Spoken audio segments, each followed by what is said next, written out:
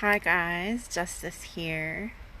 So, we're calling the topic of today's live self sabotage and catching ourselves with compassion. I'm just coming back from playing in the woods. I just did about a 5 mile hike with my mother, who's here in Montana for the summer, which is always really nice. So, I was sitting on a rock in the sun and sort of doing the introspective thing and wondering like, okay, like what's been going on. And if you're joining this live and you want to join the conversation, that would be fantastic. It makes it more interesting when people participate in the dialogue. So, self sabotage. I think this is a tough topic. And I think one of the reasons it's so tough is because we have sort of a convoluted idea of what's going on. So I don't think self sabotage is necessarily self harming. My take on self sabotage is that we're stepping out of alignment with something that we think that we want because there is something that is perhaps underneath the surface or something that hasn't been tended to as of yet that wants our attention, that is actually, it's more important, and it might be the thing that we're trying to move towards, that we're trying to go after, that we're trying to engage in, will not actually be sustainable if we don't tend to this part that's sort of kicking up dust, that's kind of a shadow part, so to speak. If that makes sense. And I'd love it if you guys who are watching would chime in, please, because it makes the conversation more interesting. So I'll speak about this in terms like of myself. Like I have like two things that have been really taking up my focus is like I have this intimate friendship that that's really rich. It brings a lot of things in me to the surface, and it's a lovely dynamic outwardly. We have a wonderful time together. I have this retreat that I am doing, and it's kind of a big deal. It's something that I've never done before. I'm inviting people to come play with me in the wilds of Montana and explore their internality and explore instinct injury and trauma repair and work on building the bridges with their relationships. So it's no wonder that simultaneously these things are sort of appearing in my world. And so I was spending time with my intimate friend the other day, and just as he was getting ready to leave, like I said something really sort of abrupt and very much outside of the flow of the energy that we had been creating. And in my mind and in my experience, it sort of created kind of a rupture in the flow of our experience, and that is the exact opposite of what my intention is with this dynamic. I want closeness with space. I want intimacy. I want safety. And I feel that what I did in that moment sort of was a mild disruption to all of those things that I consider very important to me in any relationship, in any friendship. So I could say like some part of me sort of sabotaged that interaction, and I've been feeling that way, and I've been sort of looking for the part of me that was like, well, what was going on? So I have this idea that that things need to be a certain way in my life in order for me to continue on in the path that I've chosen, the path of a healer, the path of a priestess in some regards, this very devotional path. And in my past, I've always gotten very distracted by these sort of underlying codependent tendencies to sort of hyper focus on another person and put all of my energy and attention like onto, not even necessarily onto like the real relationship, but sort of onto my idea of the relationship, instead of actually staying focused and grounded on myself and what I needed to be doing. This is a really, really old pattern for me. And the function of it comes from this really tender place, this place that probably doesn't necessarily very skillful at getting her needs met. So over here in Arena 2, I have this massive endeavor that I'm undertaking that requires a lot of presence and a lot of attention and a lot of focus.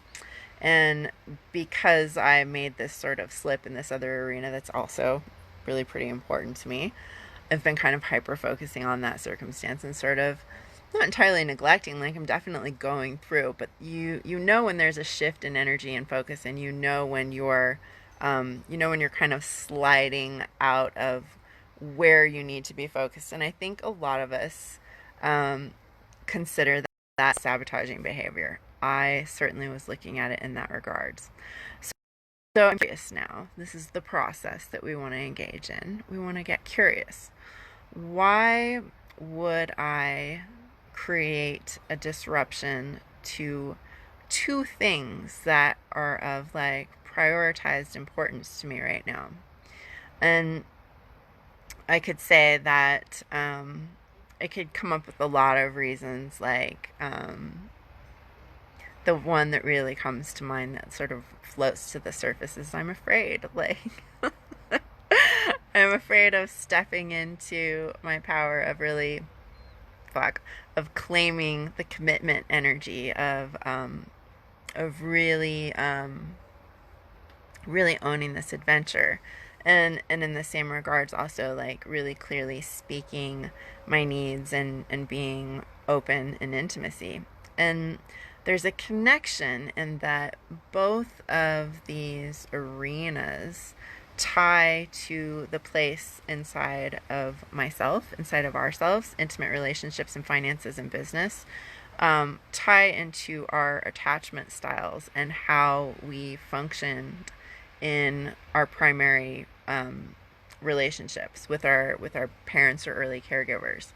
So it helps to know a little bit about your attachment style. There's a test online that you can take that sort of gives you information, because it will help you understand how you function in both intimate containers and how you function when it comes to getting your basic needs met. So getting basic needs met is how you deal with money, how you deal with daily tasks, how you deal with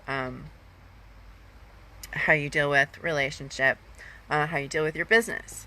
So it's no wonder, like I'm focusing the body of the class that I'm teaching on like honing instincts, honing intuition, taking responsibility for our needs and relationships. So of course this material is coming up for me now to take a look at. And the mentality of self-sabotage and the mentality of guilt and shame and sort of self-recrimination is to be like, oh, I fucked up, and oh, I stepped outside of this groove to which I have been devoting myself, and now there are going to be repercussions. Like, yes, there are going to be repercussions, but they're not necessarily going to be the degree to which we may fantasize that in kind of correlation with the concept of self-sabotage, that those consequences usually manifest. So it's unlikely that my friend is just going to be like, I don't ever want to talk to her again. It's very unlikely. We might take a little space, but that's part of the dynamic. It's unlikely that I'm just going to like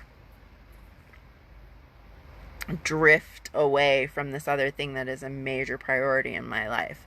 But there's sort of this underlying distractedness that's kind of connecting to both of the two. So to me, that distractedness, it doesn't say that I'm failing to focus. It doesn't say that I'm failing to show up, that I'm failing to be present. And that's what self-sabotage would be saying to me. What it says to me is there is a need under the surface that wants to be tended. So let's do a little exercise. And if any of you guys, if who are watching, want to comment or share, that would be just delightful. And if you don't, that's okay too. But let's do a little exercise. Think of a circumstance in your own life where you feel that you may have misstepped, or where you feel that you had a specific conscious goal and intention, and something under the surface, something sort of popped out in a moment and kind of surprised you, either a behavior or a statement that you made or a decision that you made or an action that you took, kind of popped up and sort of derailed you from being in alignment with your current conscious focus. Okay, we can all relate to that, right? So I'm giving you this example of myself with like kind of hyper focusing on what it boils down to. It sort of boils down to like hyper focusing on other people's experiences instead of my own. So just kind of feel into that for yourself. Like, what happens when you do that? What happens when you feel like you have either betrayed yourself, or where you have failed to meet a goal, or you failed to meet an expectation, or you failed to show up in a certain way that either you were putting on yourself or someone else was putting on you. And the consciousness that goes along with that is that, okay, like I've sabotaged something important, right? And feel for like the energy of like sabotage. Like, what does that mean to you? And notice where that energy comes from the body.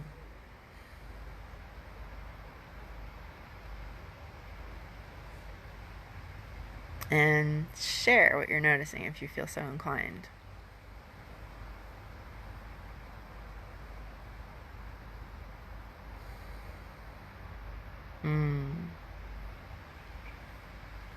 So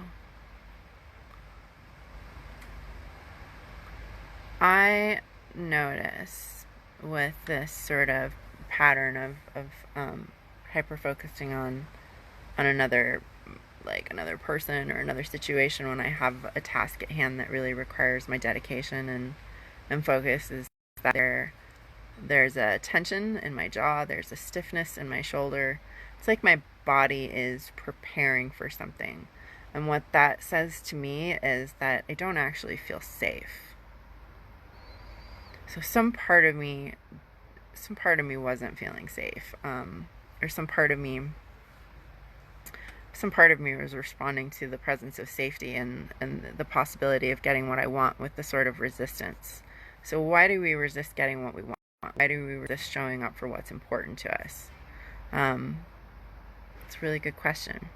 And it's a question that we want to ask without that recrimination, without sort of like pointing the finger at ourselves or pointing the finger at someone else. We just really want to be curious. Like, why would I act in a completely opposite way to being in alignment with, being engaged with what I have specifically been asking for, what I specifically want? And the answer that comes to mind is some part of me was not prepared to step into that. Some part of me was feeling afraid, was feeling insecure. And because these things often happen very quickly, I wasn't acknowledging that. So a lot of the time when we feel afraid, when we feel insecure, what do? We lash out. We lash out, we become abrupt, we shift the energy, the direction of the focus, often back to a sort of a state of regression, to where what we're actually doing is we're creating the opportunity to come back for the part of us that didn't feel prepared to step into that opportunity. It's unfortunate. And if we don't recognize what it is that we're actually doing, that what we're doing when we miss an opportunity that we think that we really want, and maybe it's not that we think that we want it, that we really do want it, that desire is there, but some part of us is not in alignment with that, as we're creating the opportunity to come back for a part of ourselves. So self-sabotage is actually us generating an opportunity to return to a part of ourselves that doesn't feel met, that doesn't feel seen, that doesn't feel cared for. And the compassion that we get to practice is recognizing that there's a potentially there's a diffusion of the energy that's sort of like that's drifting off course. And whenever we feel that kind of diffusion of energy, that's usually a really good indication that like not all of our psyche is in alignment with what's happening. And it might be because there are younger parts of us that don't fully understand or that don't feel that they're deserving or that they're in alignment. And these younger parts, they could be 20-year-old parts. They don't necessarily have to be childhood parts, but they could be. So we want to recognize that when we go through life and we have different experiences, the process of fragmentation is just it's sort of a natural psychological defense mechanism for when we can't fully face what's happening in front of us, or when we don't have the skills, we don't have the support to fully face and fully engage. So that fragmentation, it's not like having like dissociative identity disorder or anything like that. It's just recognizing that different parts of us are sort of resonating in different memories and feelings and experiences. And those parts are going to have different needs. They're going to have different motivations. They're going to have different desires. So if we want to, to move forward in a conscious chosen direction and we find ourselves not able to, we want to recognize that there's a part of us that is really asking for something else from us that experience may not currently be able to deliver. And if we continue, we may actually move ourselves further away from that part that is asking for our help and support than if we were to sort of pause and be present. Lori says, "Hi, Justice. I want to be held and forgiven. I want to get the compassion that I give to others. It depends on whom I am dealing with." She also says, "I agree with all that you are saying." I hear you, love. I too want that. I want to be able to receive compassion. I want to be able to receive support. I want to be able to be open to others people's tenderness. And I feel that the part of me that in the moment where I feel that I kind of sabotage that interaction doesn't feel deserving or doesn't feel trusting. And for me, my backstory with that is as a child, it was very much that waiting for the other shoe to drop feeling. Like things would be going good, things would be going good, things would be going good, and like suddenly things are not going good.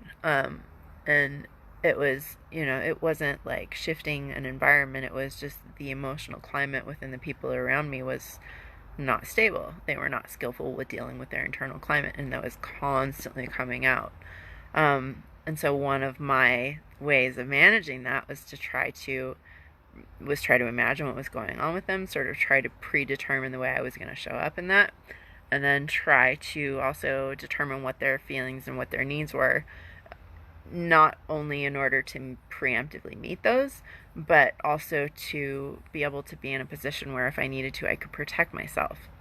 That's good, deep, primal motivation, but that deep primal motivation is not going to, that kind of primal motivation anyways, that sort of fight or flight primal motivation is not going to serve me moving forward when I need to sit down and I need to like create a structured schedule, or where I'm in a very open parasympathetic state with another person and suddenly something shocking and shitty comes out of my mouth.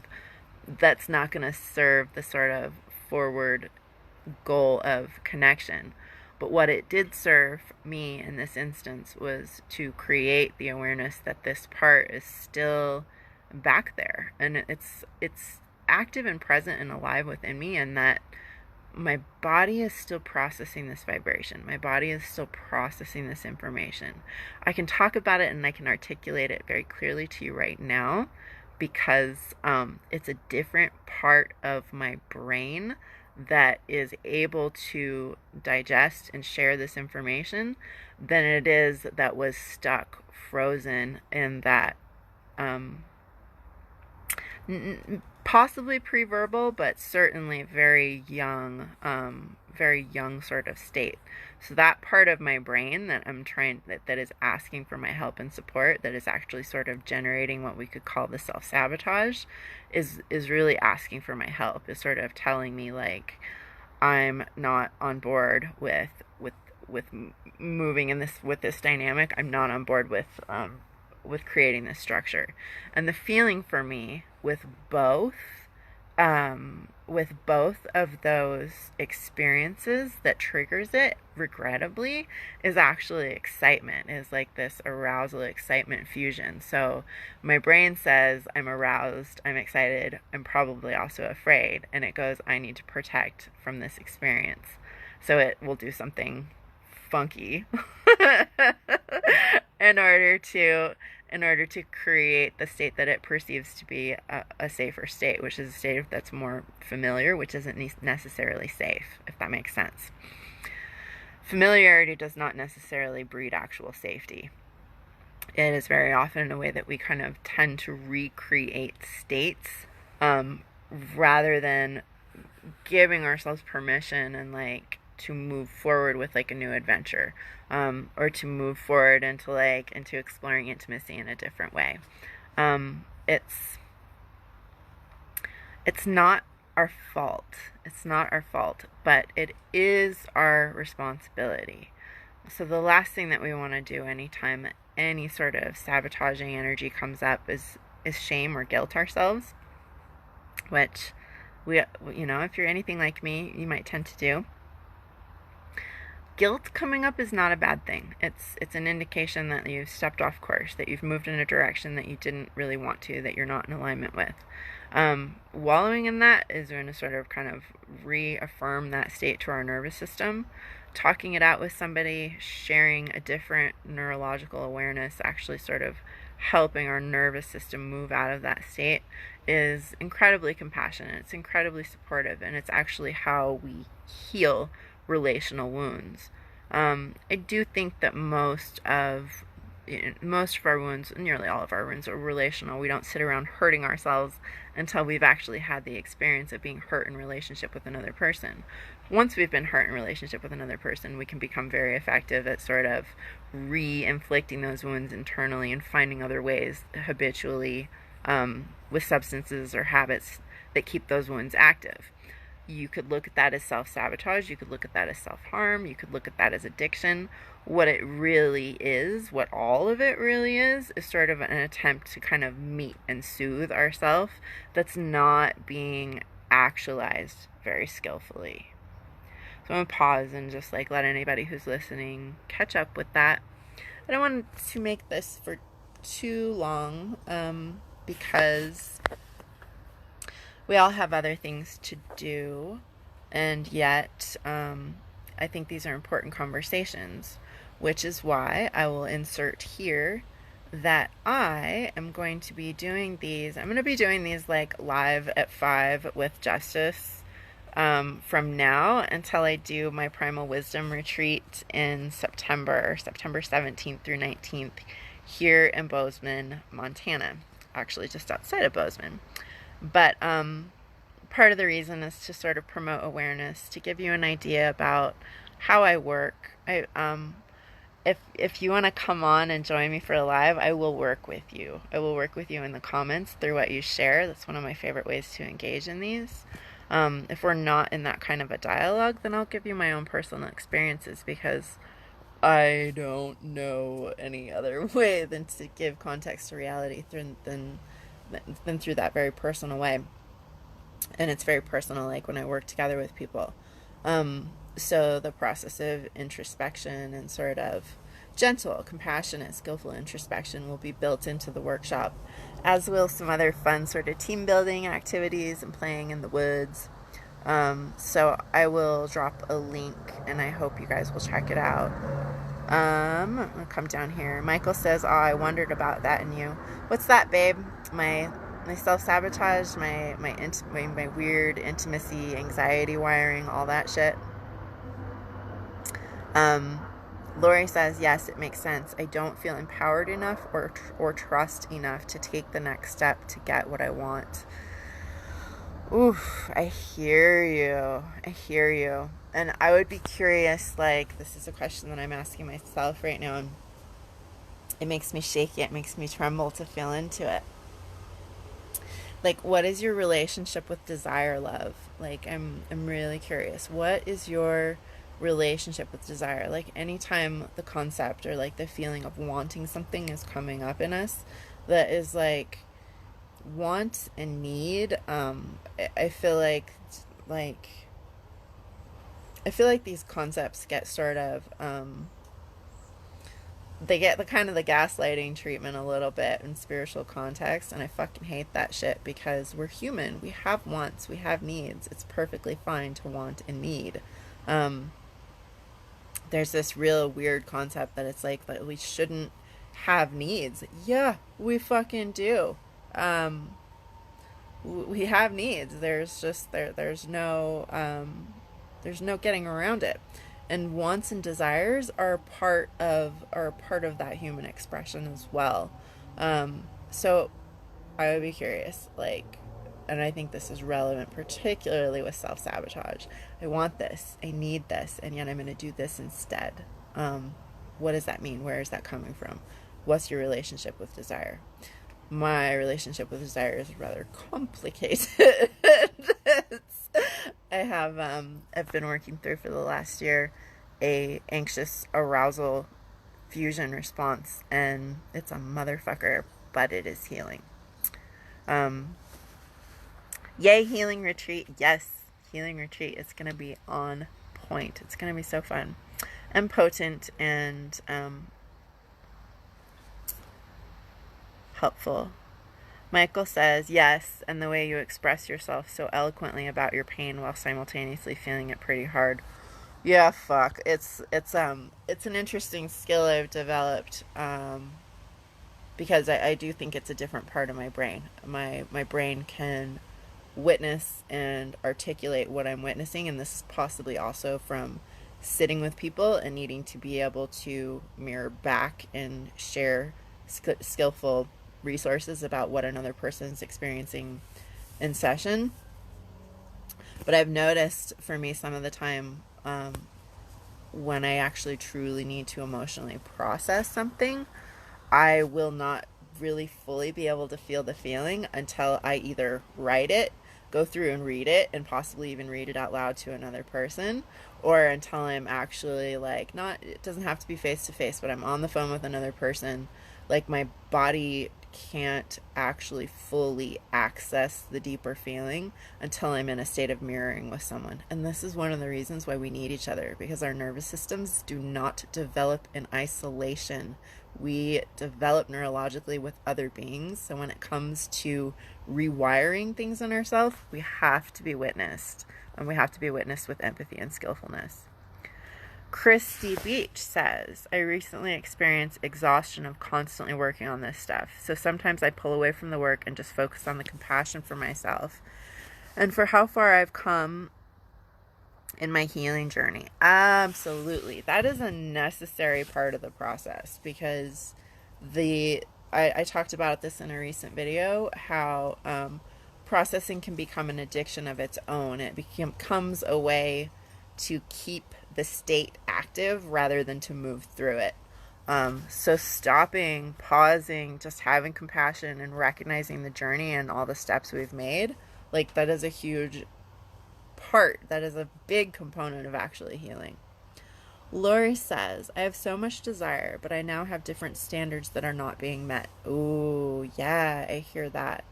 So the shift in the environment is palpable for you, Lori. Yes. Standards are a wonderful way to create structure, and desire is usually a way to create movement and flow. So we have we have all of this desire that's coming up, and then we have like what we are now seeing as a standard when we're creating a structure for the interaction.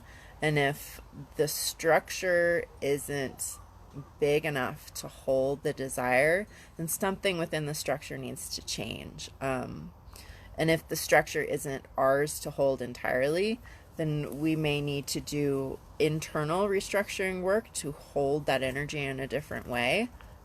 Desire and structure absolutely go together. I feel like if we were to talk about like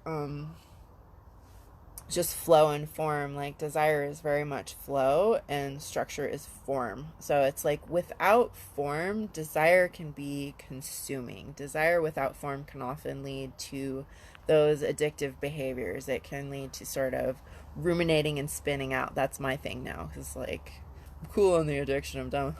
I'm just addicted to my own fucking stress chemicals anymore. It's like, oh, that's so hard. It's so hard to break.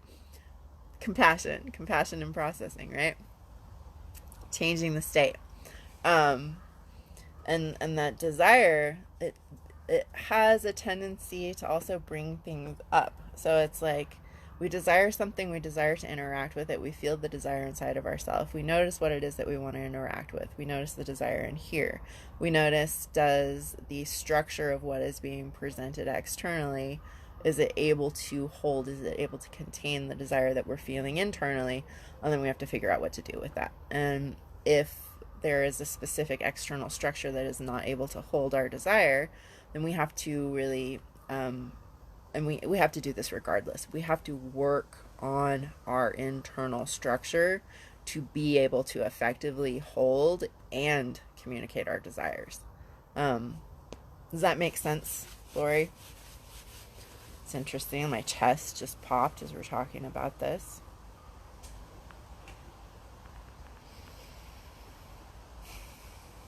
So let's just breathe with the energy of desire for just a minute.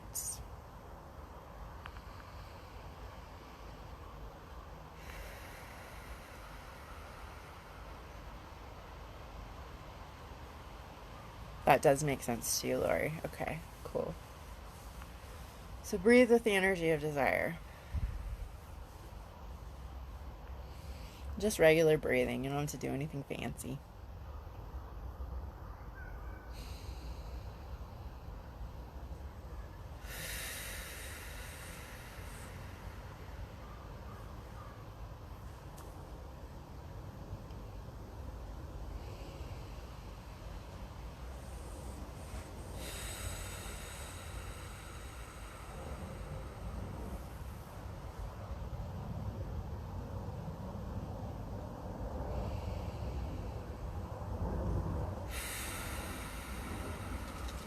And just notice how your body feels as that's coming up. Once again, I'm getting this tension in my jaw, which for me means there's something I need to communicate. There's something I am not communicating. There's something I'm withholding and holding back. That is what I know about the structure of my body. When I am in right alignment with my desire and with the structural physical presentation of myself and how I'm going to move that through the world, through my body, there's a grounded sense in my feet. The soles of my feet actually pulse when they touch the ground. And I can feel my awareness all the way from my head, like, to my feet. And everything from my mouth to my cunt is pulsing with that breath. It is alive and it is responsive. And I feel my body is doing a really good job of holding that. When I'm disassociating, when I'm sort of ruminating, when there's something that is needing to be spoken that I'm withholding or that I'm kind of shutting down in myself, then I tend to compartmentalize. Then I tend to get kind of shaky. I can feel the shakiness coming right now. I tend to get anxious. And on the far spectrum of that anxiety is actually numbness. So if you're getting a sense of anxiety as you're sort of waking up to your feelings and desires, that is actually preferable to being on the other end of the spectrum of numb. Because if you can't even feel that energy, then there's nowhere for it to go. So moving through anxiety, being aware of sensations, being aware of feelings, being aware of fears and desires is actually way preferable to being numb, even though it'll be more uncomfortable. So there's a process to that. There's a process to this.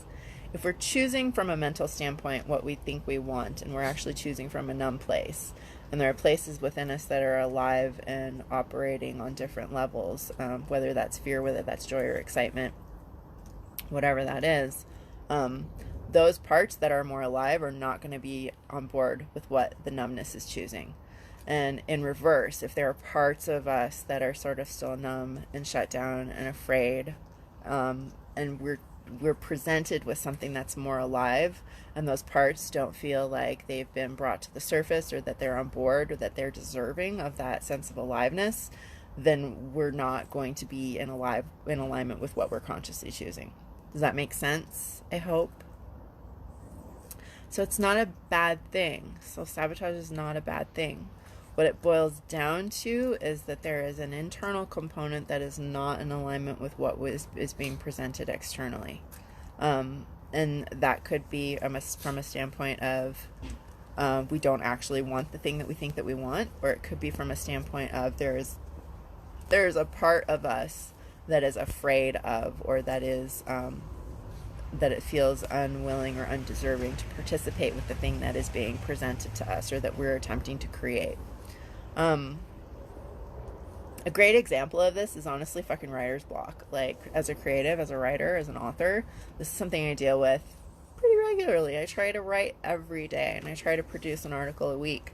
So when I feel like I can't write, and I have an idea of something that I want to write about, very often there's something inside of me that needs to be written about first, in order just to get the initial spew out of the way, to take care of it, and to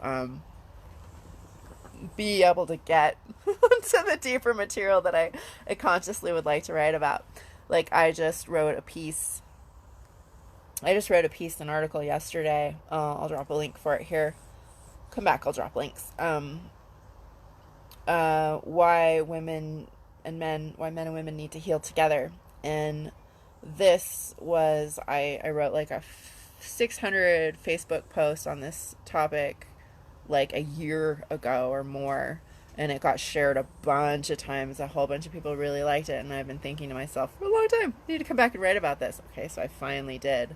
But what I truly consciously want to write about, I want to write about write about material that I'm going to be sharing in this course. So I want to write about instinct injury and the relationship between the inner child and the inner predator is another piece that I've shared on Facebook that got a lot of play, that I need to come back and I need to write about. But I couldn't write about that yet. I needed to write about this. This was what was in me. I wanted to write about that, but I needed to write about fucking commitment trauma first. It's like, what needs to come out is what needs to come out. And that's not necessarily self-sabotage. That is actually like genuine care for our soul and creativity. It may not match what our outward goal or agenda is, but if we treat it with compassion, it is actually what needs to be happening. And I feel sad, and we may lose things in the process of taking care of that. I feel like I've lost something. I feel like I've created a rupture. I feel like I've lost time in taking care of my workshop. And all of this is like stuff that I'm going to grieve, and I'm going to keep fucking moving, because I need to create the structure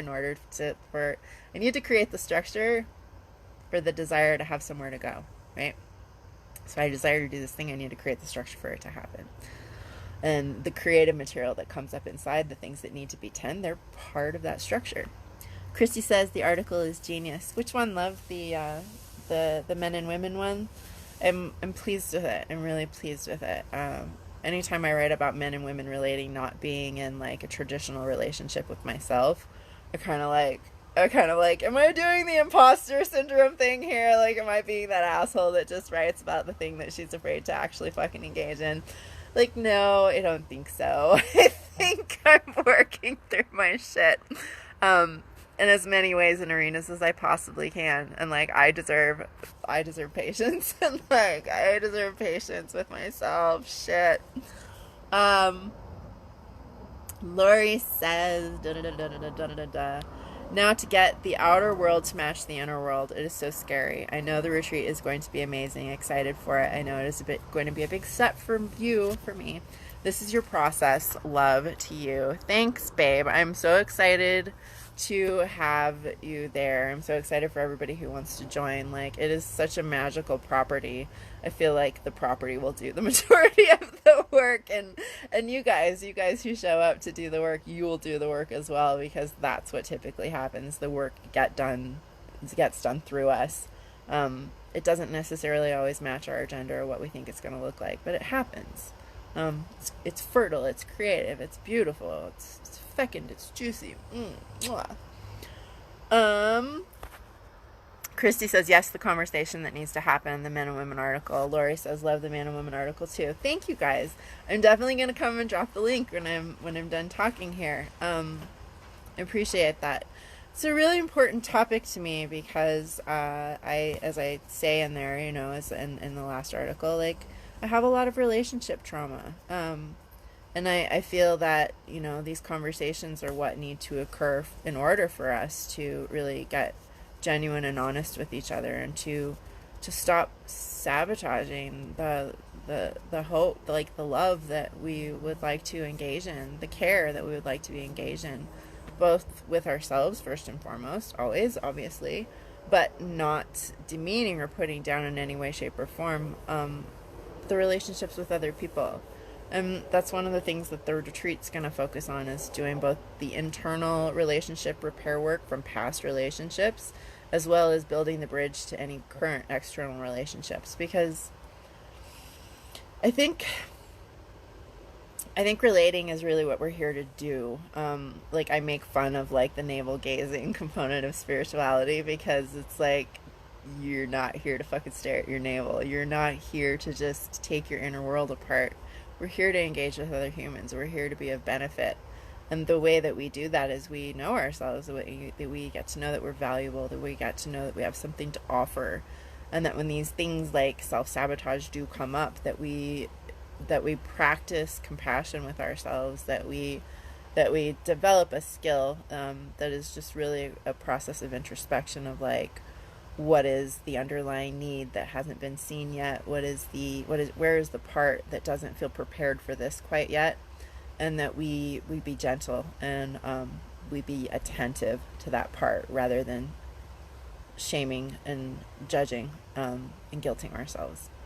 So I feel like that's a good place to sort of wind up for right now. Unless anybody else has any other thoughts, comments, questions that they want to pose. My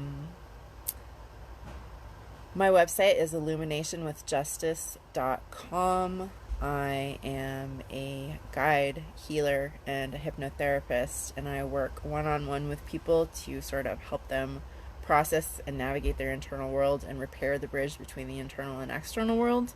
And I'm teaching this retreat here in Montana, September 17th through the 19th. There's details right on the homepage of my website.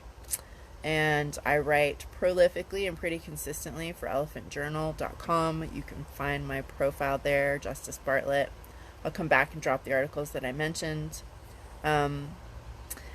If we're not already friends, please send me a message and request my friendship, because I'm all about growing community. It's one of the reasons I do these. I'm going to be doing a live at 5 with Justice from now until the retreat, September 17th. And I've got a series of topics lined up to explore with you that will feed into and sort of build on both the kind of the core structure and function of my work with people, as well as what we'll be doing in the Primal Wisdom Retreat. So it's Rewilding Primal Wisdom for a Modern World. Meet me here, live at 5 with Justice on Monday afternoon. That's 5 p.m. Mountain Standard Time. And until then, you guys, like, take care of yourselves and each other. And if this has been beneficial for you, like, feel free to share it with a friend or with your own community. Or if you're curious about the work that we might be able to do together, hit me up for a free 20-minute interview. I interview all my clients to make sure that we're a good match, so that we're in alignment, we're on the same page. So until then, take care. Lots of love.